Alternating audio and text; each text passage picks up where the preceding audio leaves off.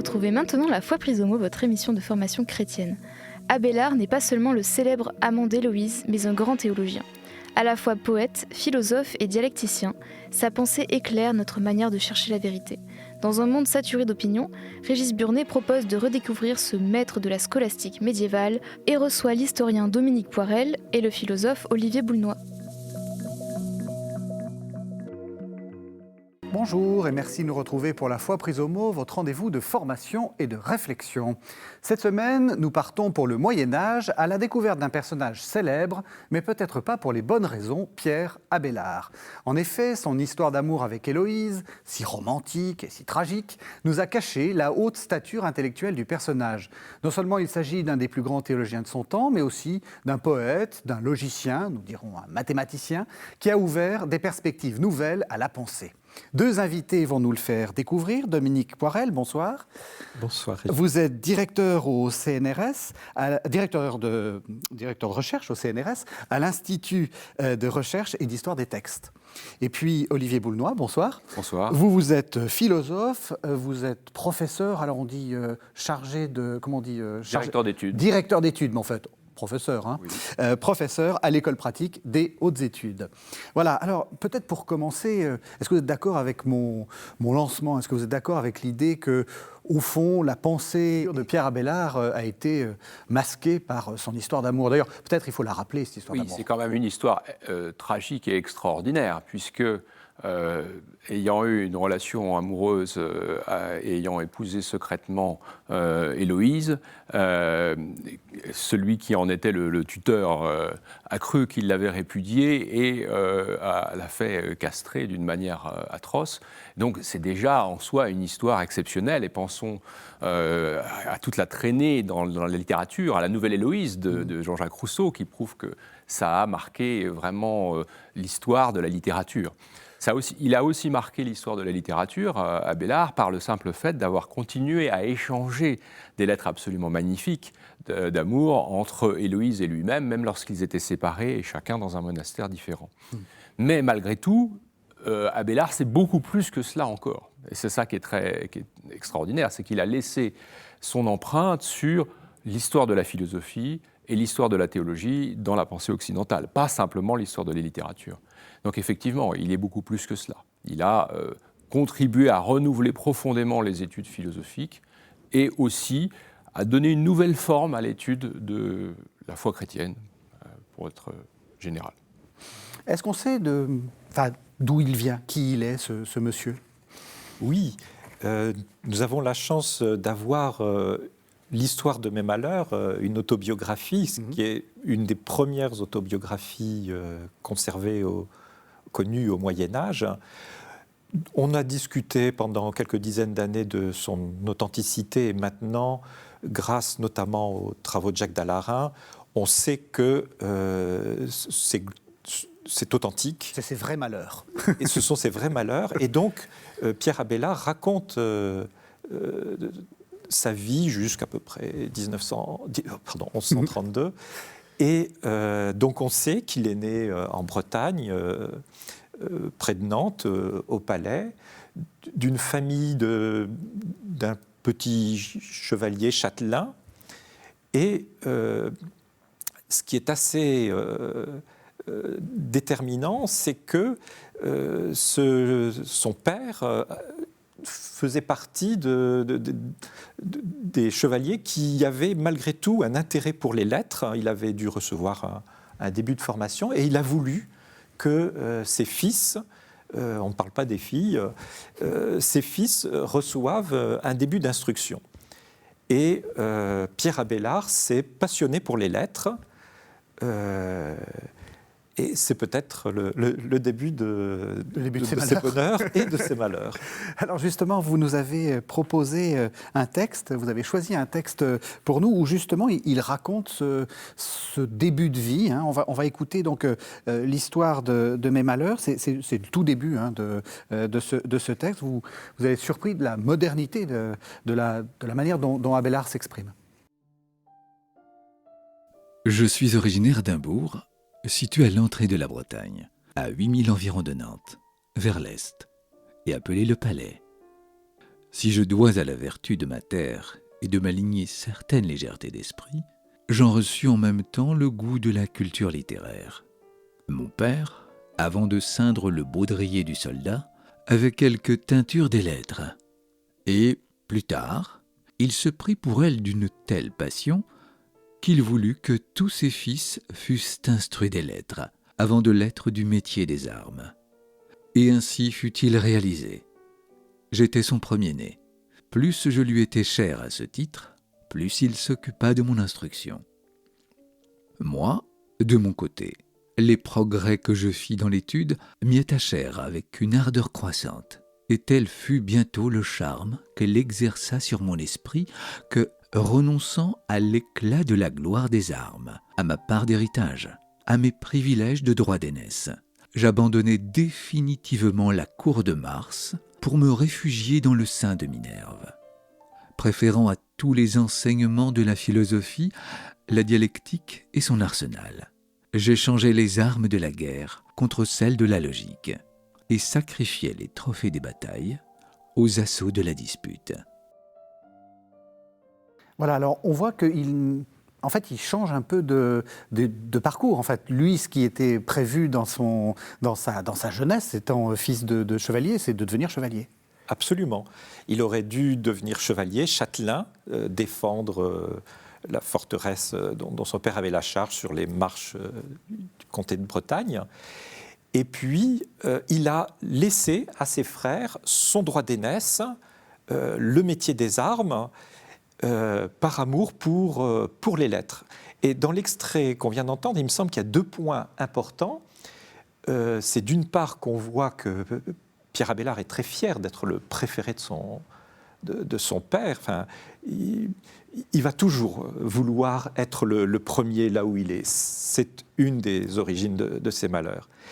Et puis la deuxième chose, c'est que oui, il a abandonné les armes pour les lettres, mais pas complètement.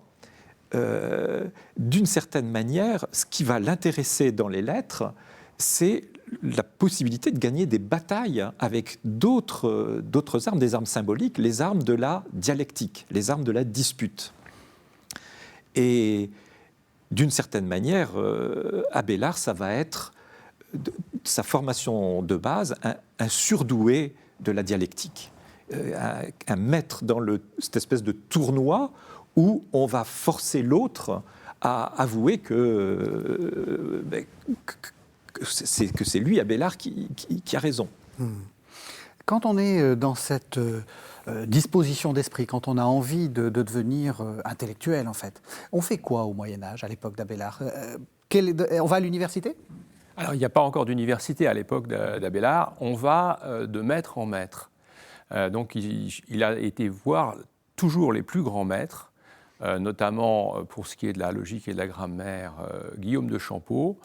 Et là, il s'est formé, et très vite, d'ailleurs, on voit cet esprit un petit peu de combat qui le caractérise, c'est-à-dire qu'il a voulu atteindre le même niveau que son maître, puis il a entrepris une dispute pour réfuter son maître, et selon lui, bien entendu, il a gagné.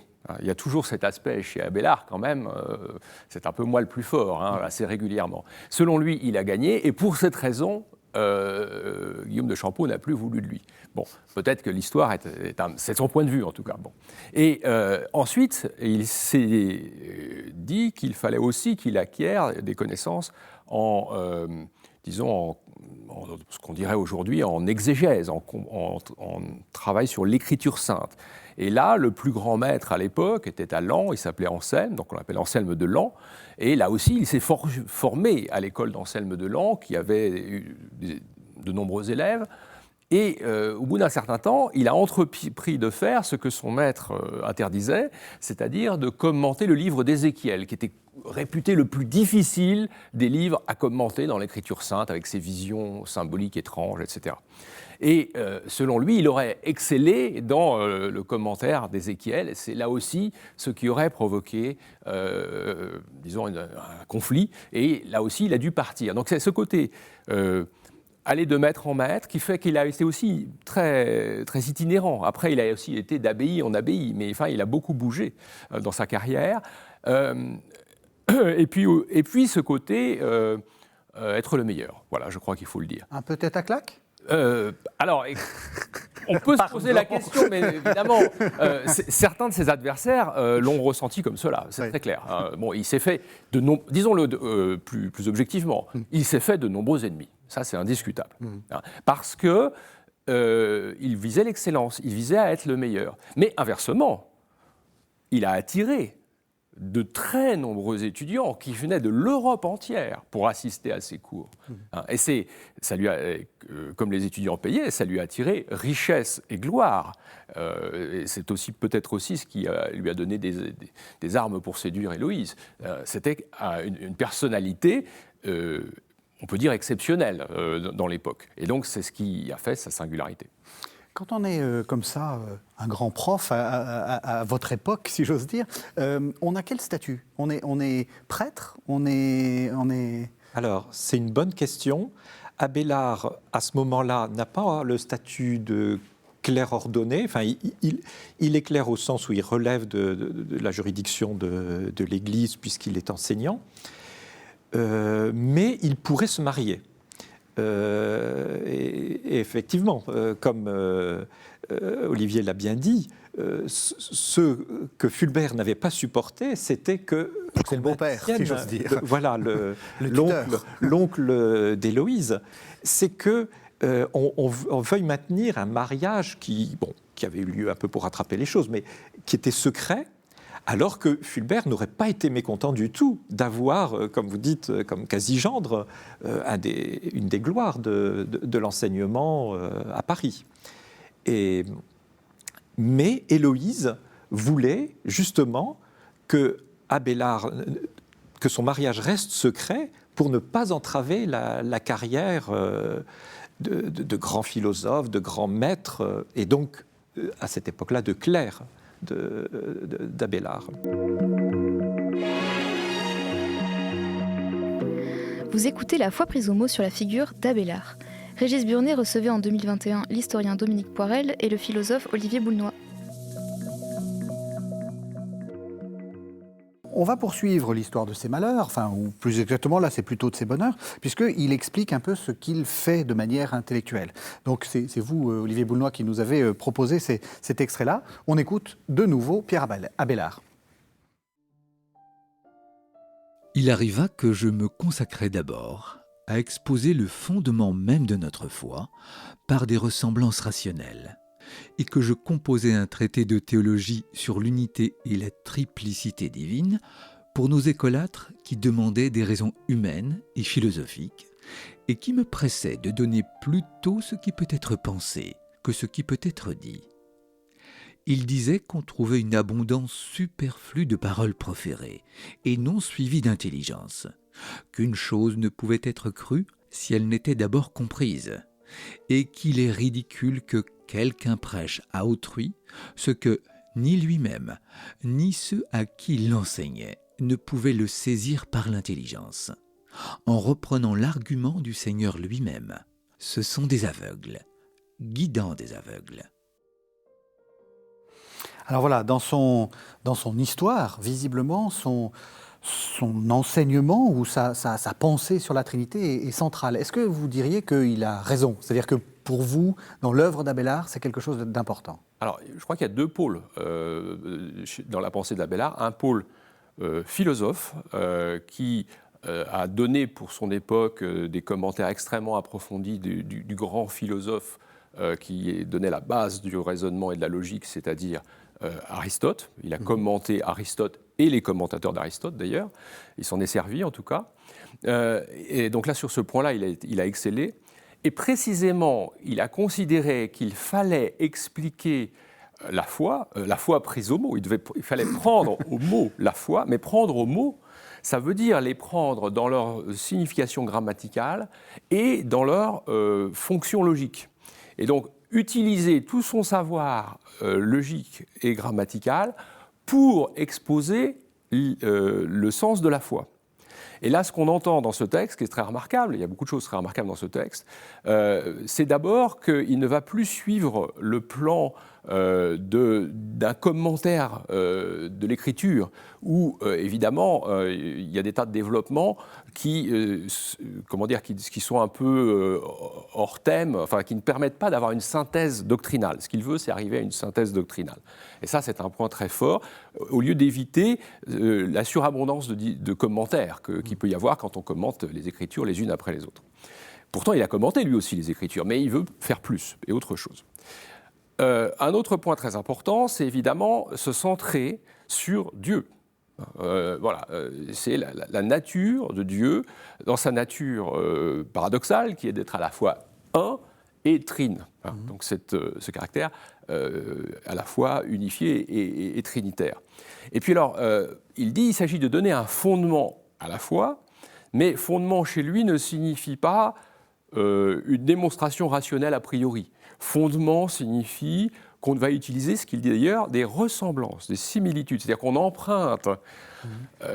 Au fond, malgré tout, Abélard peut-être moins que d'autres, mais il a encore conscience du fait qu'on ne peut pas saisir Dieu totalement, et donc on utilise des ressemblances qui viennent de la réflexion philosophique.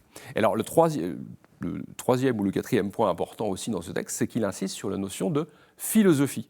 C'est-à-dire qu'on va emprunter des raisonnements des philosophes de l'Antiquité qui préfigurent ou qui auraient, selon lui d'ailleurs déjà, sans avoir osé l'avouer, cru à la Trinité. Il y a vraiment l'idée chez lui que les philosophes de l'Antiquité soutenaient la Trinité, mais qu'ils n'osaient pas le dire. Et donc, on peut aller rechercher chez eux des arguments en faveur de la Trinité. Donc, il y a une notion, il y a la conscience du fait que les philosophes, c'est quand même extérieur, un petit peu, à la foi chrétienne. Voilà. Si on prend saint Augustin dit qu'il fait une philosophia christiana, une philosophie chrétienne. Donc, parmi les pères de l'Église, on assimilait la philosophie. Avec Abélard, on commence à avoir l'idée, très légèrement, mais on commence à avoir l'idée qu'il y a une sorte d'autonomie de la philosophie, puisqu'on l'étudie d'abord en logique, et qui est aussi un préalable. C'est-à-dire qu'il faut d'abord être bon en logique, pour ensuite appliquer des règles de logique au mystère. Donc évidemment, c'est aussi quelque chose qui est très délicat, parce qu'il faut se maintenir dans l'idée qu'on utilise des ressemblances et se rendre compte que la logique a des limites. Donc ça lui a été beaucoup reproché, certains disant, à la suite d'Augustin aussi d'ailleurs, que les catégories de la logique ne s'appliquent pas à Dieu, qui est infiniment transcendant et qui ne peut pas être saisi par nos intelligences. Donc il y a vraiment tout cela dans ces quelques lignes. Est-ce qu'on peut dire qu'il anticipe, il lance une pratique qui sera après reprise par saint Thomas d'Aquin? Parce que l'idée que tout le monde a, un peu naïve en lisant Thomas d'Aquin, c'est que Thomas d'Aquin utilise Aristote très très largement. Ça ne se faisait pas avant? Si, mais alors il y a eu aussi autre chose qui a joué entre le XIIe siècle et Thomas d'Aquin. Oui, il ne faut pas oublier, on est 100 ans après. Hein. Voilà. Enfin, je veux dire, là, Abélard, 1130 à peu près. Hein. Voilà. Aristote, à l'époque de Pierre Abélard, c'est surtout le logicien.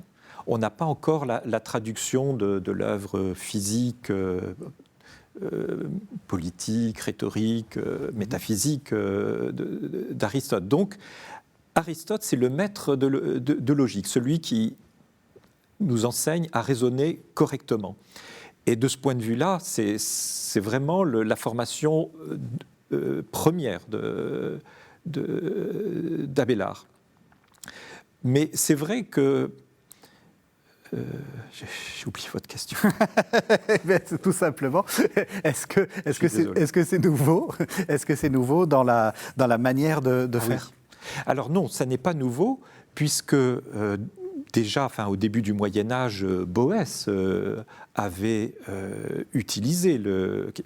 avait traduit Aristote, Platon, en partie seulement. Son projet était de tout traduire, mais Aristote en logique, et il avait commencé à l'appliquer aux questions trinitaires. Et au Moyen-Âge, dans la suite, ça a continué. Anselme est un grand logicien, et il a fait des applications remarquables de la logique aux questions divines, nous dirions théologiques aujourd'hui. Donc, mais au XIIe siècle, il y a effectivement quelque chose de nouveau. On se passionne pour la question de la Trinité. C'est sans doute pas un hasard non plus si Abélard s'empare de la question de la Trinité après son maître Rosselin. Au départ, Pierre Abélard, qui veut toujours montrer que son adversaire a tort, veut clouer le bec à cet hérétique de Rosselin qui a dit que les trois personnes divines sont trois réalités, trois res, et que la substance,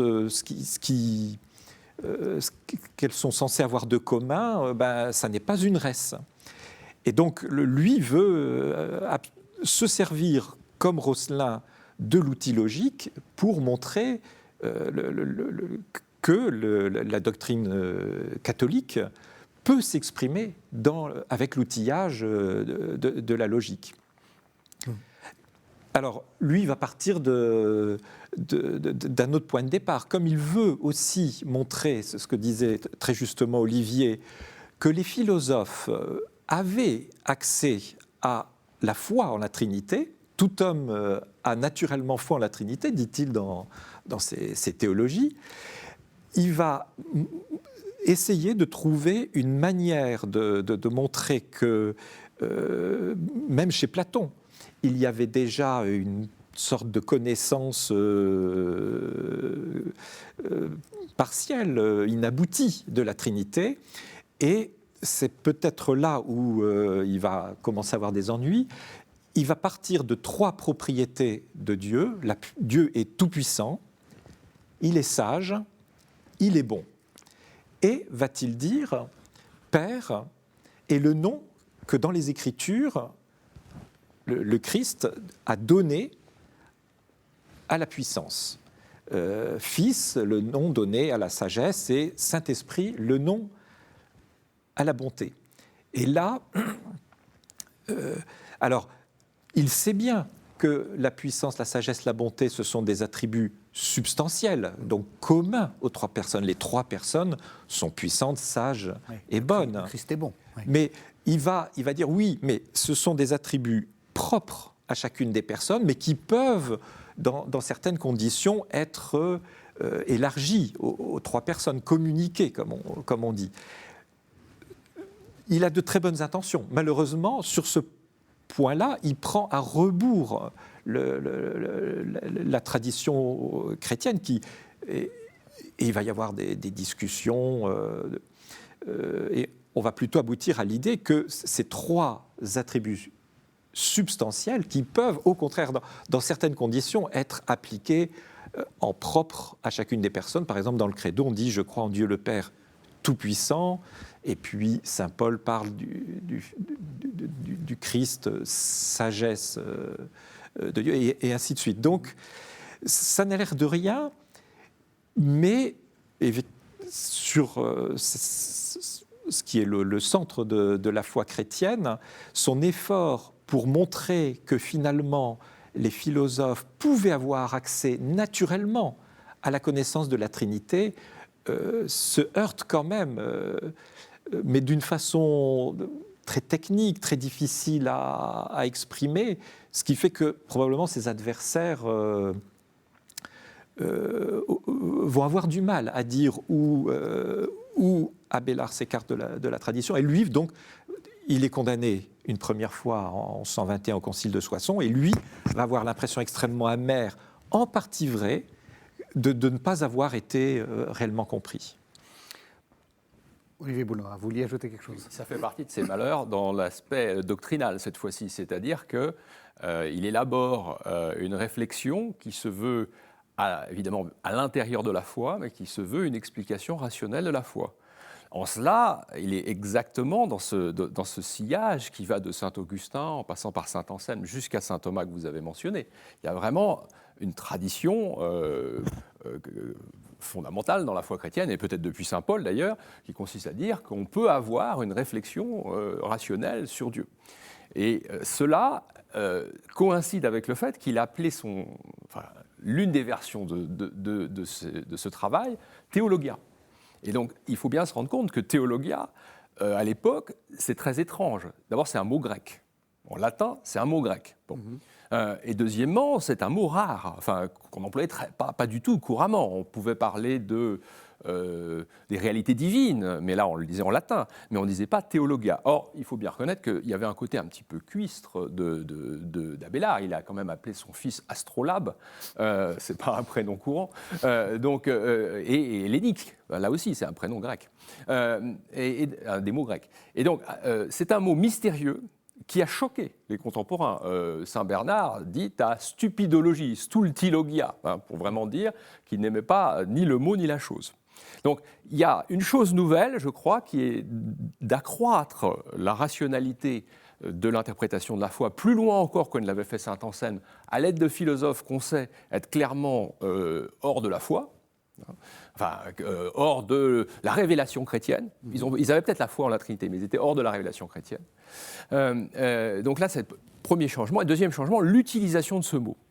Alors, que voulait dire ce mot sous la plume, sous le calame de saint Anselme ? Attention, il ne faut pas projeter notre concept à nous d'aujourd'hui de théologie. Je crois que théologia, à l'époque, c'était la fine pointe de la philosophie. Le sommet de la philosophie, c'est peut-être, alors on commence avec la base qui est la logique, mais le sommet, c'est d'arriver jusqu'à parler de Dieu. Donc, nous avons là un traité qui est essentiellement sur la Trinité et qui est un traité qui se veut de part en part philosophique. Vous voyez ? Donc, ne projetons pas dans ce livre l'idée que ça va être la science des vérités révélées, comme ça va être le cas chez saint Thomas. Même si saint Thomas, lui aussi, s'efforce d'utiliser la raison le plus possible. Mais c'est tout à fait autre chose, je crois. Donc c'est une étape très importante qui a choqué parce que précisément, il y avait une version plus traditionnelle qui consistait à dire on va rester dans la tradition de l'interprétation de la foi de l'intérieur sans recourir à des raisons étrangères, voilà, qui peuvent avoir quelque chose d'un peu corrompu, un peu voilà. Et donc, voilà, pour cela, il est très important. Mais théologia, à mon avis, chez Anselme, il n'est pas encore tout à fait... Pardon, chez Abélard, oui. Vous avez raison de me corriger. Chez Abélard, n'est pas encore tout à fait le nom d'une science neuve. Vous voyez, c'est l'ancienne discipline philosophique qui existait déjà, qu'on appelait la science théologique chez Aristote déjà, transmise par Boès, et qui rend raison de la foi chrétienne aussi, dans son cœur, à savoir la Trinité. Et ce n'est pas tout à fait une science, c'est plutôt le nom du livre. Théologia, c'est le discours sur Dieu. Alors, il y a des textes, enfin plutôt des prises de notes de cours d'Abélard qui nous restent, où il a employé théologia au sens d'une discipline, assez clairement. Mais dans l'ouvrage, c'est le titre de l'ouvrage, Théologia. Et Héloïse lui écrit où on étude ta théologia. Et ta théologia, c'est le livre, ce n'est pas la discipline. Oui, je crois que ce que vient de dire Olivier est très important. Et d'ailleurs, le fait que Abélard baptise sa théologie Theologia Christiana veut bien dire que c'est un effort pour christianiser cette théologie des philosophes. Et c'est pourquoi, d'ailleurs, dans son exposé, il va donner des citations des philosophes, des citations des prophètes de l'Ancien Testament, des citations de l'Évangile. Son idée, c'est que, finalement, les trois sagesses devraient converger. Et lui, comme philosophe chrétien qui est en train de faire naître une discipline qui va petit à petit ressembler à ce que nous appelons la théologie, son effort, c'est de montrer que les trois sagesses confluent. Et il va continuer d'ailleurs dans le dialogue d'un philosophe, d'un juif et d'un chrétien sur d'autres questions. Il est très attaché à cette question d'une universalité de la raison philosophique, prophétique dans les textes de l'Ancien Testament et évangélique avec le Christ. Mais justement, dans ce dialogue, on voit bien, pour bien comprendre, je vais sans doute vous faire répéter ce qui a déjà été dit, mais pour que les téléspectateurs comprennent bien, philosophes, juifs et chrétiens, on a l'idée est-ce que philosophe veut dire, comme on le dit actuellement, païen, qui n'est pas dans le christianisme, comme on parle du philosophe Aristote. Est-ce que ça veut dire, est-ce qu'il y a déjà l'idée que philosophie et théologie s'opposent sur science des choses profanes, science des choses sacrées? C'est ça qui est compliqué parce qu'on sent que les choses sont en train de s'inventer, mais il y a bien... Enfin, on faisait la distinction autrefois, au Moyen-Âge, pour faire avant Abélard, entre je tiens un discours sur des choses sacrées et je tiens un discours sur des choses profanes. Alors, on n'a pas les mots, mais on a les réalités. Abélard va jouer un rôle très important dans l'avènement d'une distinction de plus en plus claire entre ce que nous appelons philosophique et ce que nous appelons théologique. Mais le langage de son temps et le langage qu'il utilise peut être trompeur, puisque, par exemple, philosophe, au XIIe siècle, on peut dire que les moines sont philosophes. Les moines sont par état de vie des philosophes, puisque être philosophe, c'est suivre la sagesse, et qui suit mieux la sagesse que le moine, celui qui quitte tout pour suivre le Christ, la sagesse même. Donc, théologie, pour nous, science de la révélation chrétienne, peut avoir un sens philosophique, oui. Et philosophie peut avoir un sens religieux. Donc, c'est toujours, quand nous manions les textes de cette époque, il faut toujours être extrêmement attentif à ne pas leur faire dire autre chose. Mais cela dit, c'est vrai, Abélard est clairement quelqu'un qui, tout en étant un peu syncrétiste, je dirais, c'est-à-dire tout en pensant que la philosophie des païens et la foi chrétienne convergent, ce que d'autres auteurs de son temps, comme Hugues de Saint-Victor, ne croient pas, ou Saint-Bernard, malgré tout, il a un rôle capital dans l'avènement d'une théologie et d'une philosophie qui vont de plus en plus être des domaines distincts. Enfin, je ne sais pas si Olivier dirait... C'est compliqué parce qu'en même temps, il le fait avec l'idée que on va pouvoir rendre raison rationnellement de la foi. C'est ça qui est très paradoxal. Alors, il y a au moins un passage qui me revient à l'esprit où il dit qu'il s'agit de dépasser les erreurs des philosophes, mais d'accomplir la philosophie. C'est-à-dire que nous, on a un peu tendance à identifier les philosophes et la philosophie. Et pour Abélard, il est toujours possible d'inventer une philosophie, ou d'être fidèle à l'essence de la philosophie, malgré les erreurs des philosophes. Et donc, on peut aussi bien dire qu'il accomplit l'intelligence de la foi, et qu'il accomplit, à ses yeux en tout cas, à ses yeux uniquement, mais la quintessence de la philosophie, malgré les erreurs des philosophes. Et ça, c'est quelque chose qui est durable au Moyen-Âge aussi, cette opposition entre les philosophes, qui sont souvent identifiés avec les païens de l'époque pré-chrétienne, et la philosophie qui est quelque chose de totalement différent, puisque nous tous, quand nous pratiquons un exercice rationnel, nous pouvons faire progresser la philosophie. Et lui, le premier. En tout cas, il en a l'espoir. Alors une question un peu large. Quand on invente un nouveau concept, et surtout quand on invente une nouvelle discipline, c'est qu'on y a intérêt, il y a une sociologie derrière la plupart du temps. Est-ce que Abélard veut autonomiser, je ne sais pas, la pensée par rapport à l'Église? Est-ce qu'il veut... quel est son intérêt en inventant, d'une certaine façon, cette nouvelle façon de faire? Alors, c'est vrai qu'au XIXe siècle, Jules Barny, par exemple, a voulu faire d'Abélard un martyr de la libre pensée. Et c'est vrai que ce qu'il y a de vrai, c'est que Abélard est quelqu'un d'extrêmement indépendant, qui aime se poser en s'opposant. Mais peut-être qu'il s'agit là plus d'une attitude psychologique, marqué un peu par un ethos de chevalier, un combattant, quelqu'un qui aime en découdre et montrer qu'il est le plus fort, comme disait Olivier, parce que par ailleurs, on ne pourrait pas dire que c'est quelqu'un qui, socialement, rue dans les brancards. Ce serait d'ailleurs plutôt ses adversaires, ceux avec qui s'est battu, comme Anselme Delan, qui a une pensée sur le mouvement communal qui est en train de naître à l'époque, donc un embryon de démocratie urbaine. Pierre Abélard ne s'y intéresse pas tellement. Donc, je dirais plutôt que ce côté indépendant, il est plus du côté de sa psychologie que du côté de sa doctrine. Abélard pense de bonne foi être catholique, orthodoxe.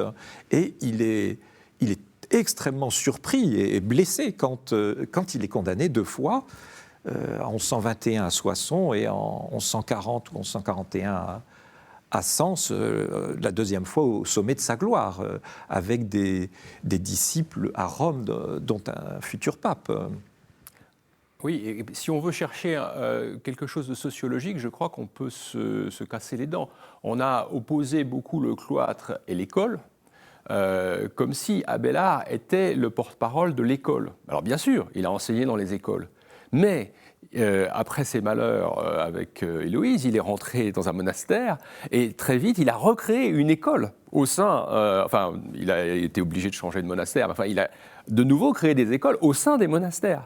Donc, il est de part en part, à la fois sociologiquement, du côté des écoles urbaines et des écoles monastiques. On ne peut pas du tout faire cette opposition sociologique dans le cas d'Abélard.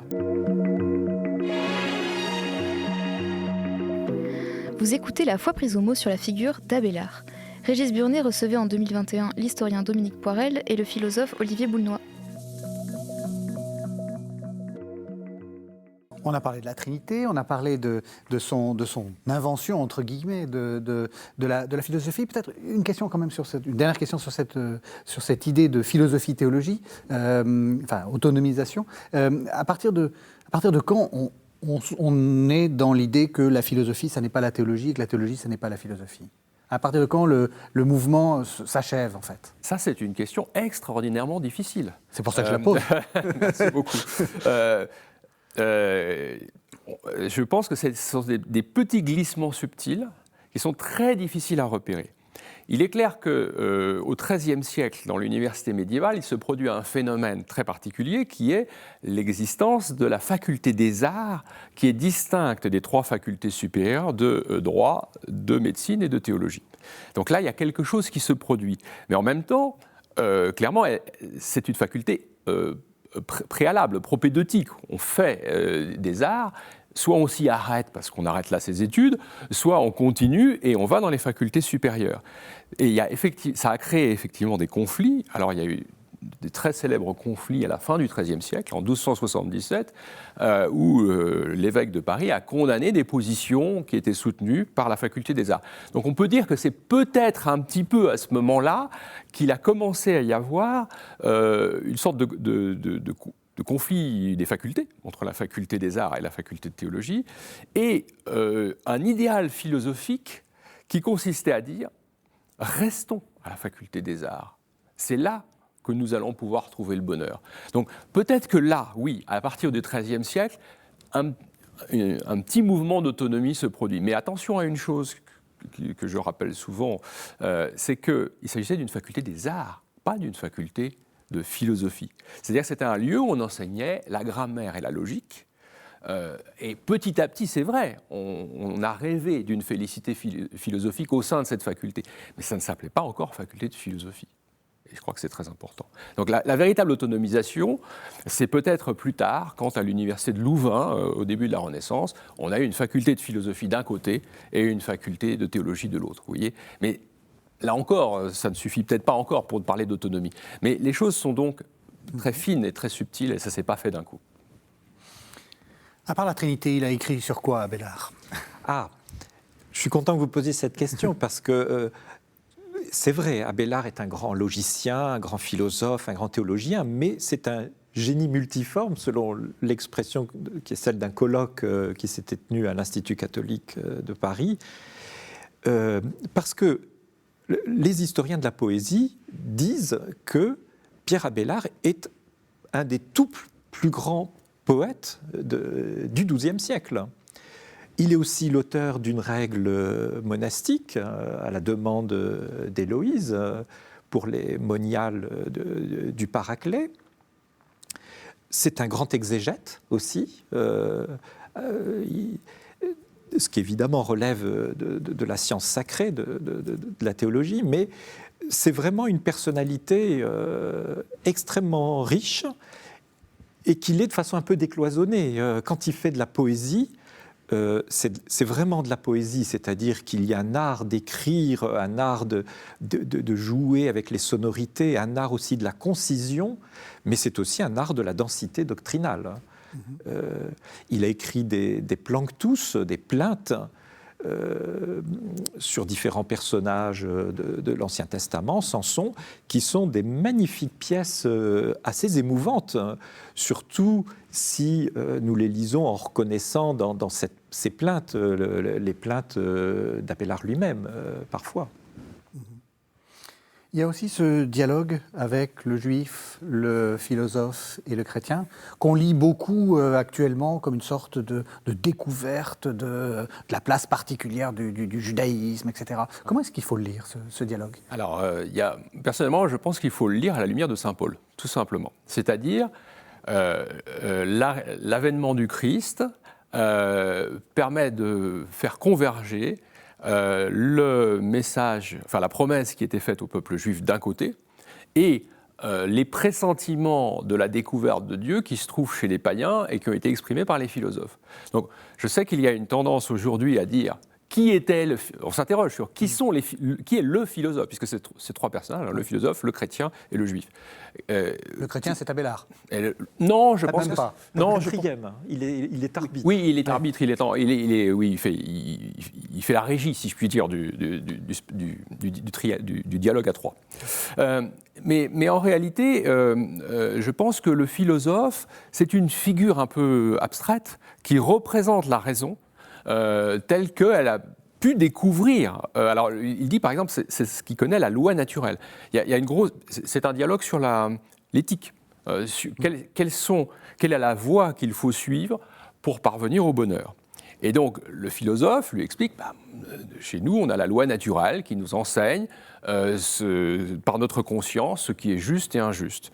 Et le juif dit, chez nous, nous avons la tradition des commandements donnés par Dieu et que nous observons scrupuleusement. Bon. Et le chrétien, lui, intervient pour dire qu'il a la fusion des deux. Il reçoit les deux lois, la loi révélée et la loi naturelle, et cela, c'est la loi du Christ, en réalité. Et ce qui signifie aussi que certaines prescriptions du judaïsme ne sont plus vécues, évidemment, par les chrétiens.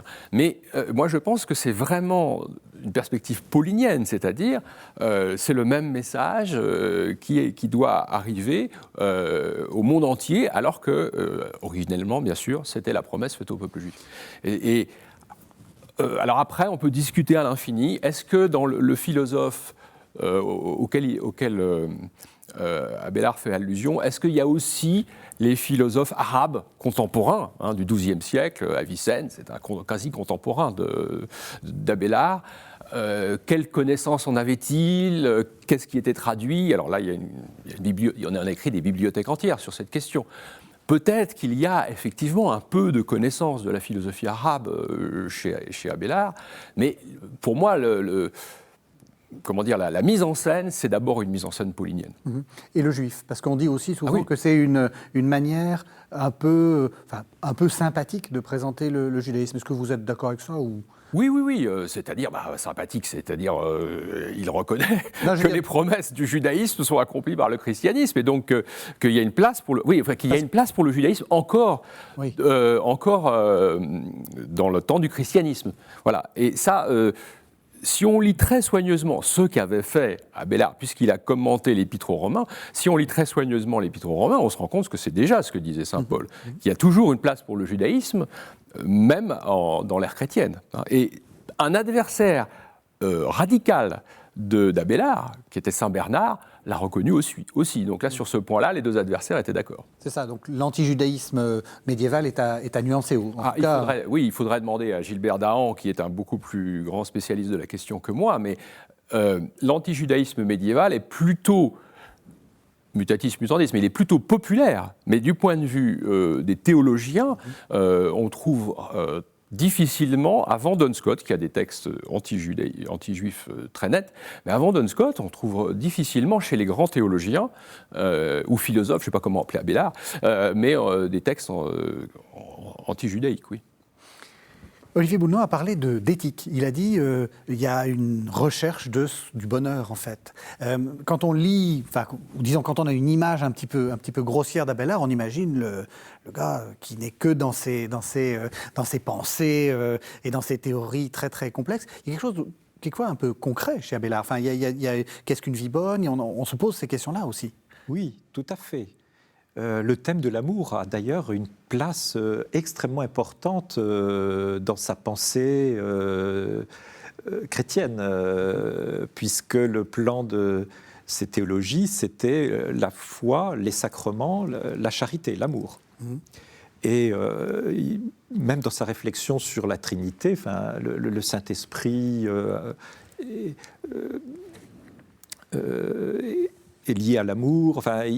C'est un thème très important. Et dans cette éthique, il y a une réflexion sur la nature du péché. Péché, pour nous, c'est une notion du vocabulaire plutôt chrétien. Et lui en fait une analyse vraiment philosophique. C'est-à-dire pour distinguer réellement ce qu'est le péché de ce qu'il y a autour du péché qui n'est pas le péché. Le péché n'est pas l'action, il n'est pas la volonté de l'action, il n'est pas la complaisance dans l'action, il est dans le consentement à l'action mauvaise ou dans le mépris de Dieu. Donc il y a vraiment une réflexion originale, pas complètement originale. On a souvent voulu réduire la doctrine d'Abélard à l'intention contre l'action, ce qui est un peu caricatural, d'autant plus que dans toute la tradition augustinienne, y compris chez son maître Guillaume de Champeau, on sait bien que le péché ne se réduit pas à l'action. Mais il y a quand même chez lui une insistance très forte pour dire c'est le consentement à une volonté d'agir mal contre la volonté de Dieu. Alors on arrive à la toute fin de l'émission. Les téléspectateurs se disent, bon voilà, maintenant je vais me mettre à Abélard. Par quoi est-ce qu'on commence ? Comment est-ce que vous conseillerez l'un et l'autre, chacun son petit conseil, par quel texte il faut commencer et puis comment il faut l'aborder ? Je pense qu'il faut commencer par le fameux dialogue dont on a parlé entre un philosophe, un juif et un chrétien, qui s'appelle, dans la traduction française, du souverain bien, je crois, ou du bien suprême, j'ai oublié la manière dont c'est traduit, et qu'on peut trouver en librairie, et qui est non technique, c'est-à-dire c'est le gros intérêt de ce type de texte, c'est qu'on aborde comme dans un dialogue platonicien, et trois personnes qui s'interrogent sur le sens de leur existence. Donc je pense que ça, c'est l'ouvrage le plus... c'est une très bonne porte d'entrée à la pensée d'Abélard. Il faut reconnaître que les textes techniques de logique, je les déconseille vivement pour une première approche. Oui. Et la Théologia, elle n'est pas traduite à ma connaissance en français, je ne crois pas. Donc il faut commencer par se mettre au latin. Oui, il faut commencer par ça, je pense. Oui. Et alors, comment l'aborder ? Je pense qu'il faut l'aborder en se rappelant un tout petit peu, effectivement, l'arrière-plan biblique, enfin l'arrière-plan de saint Paul ou de la Bible en général. Parce que je crois que c'est vraiment ce qui était dans l'esprit de tout le monde, pas seulement d'Abélard à l'époque. Même question, Dominique Porrel. Comment est-ce que vous recommanderiez quelqu'un qui vous dit « je veux découvrir Abélard, qu'est-ce que je fais ?» Alors, en complément de ce que vient de dire Olivier, moi je recommanderais l'Historia Calamitatum, l'histoire de mes malheurs, qui est un texte moins spéculatif, mais qui est une autobiographie extrêmement vivante et où on découvre un Pierre Abélard à la fois insupportable, celui qui n'a pas sitôt commencé de suivre les cours d'un maître, qui veut faire le cours à la place du maître.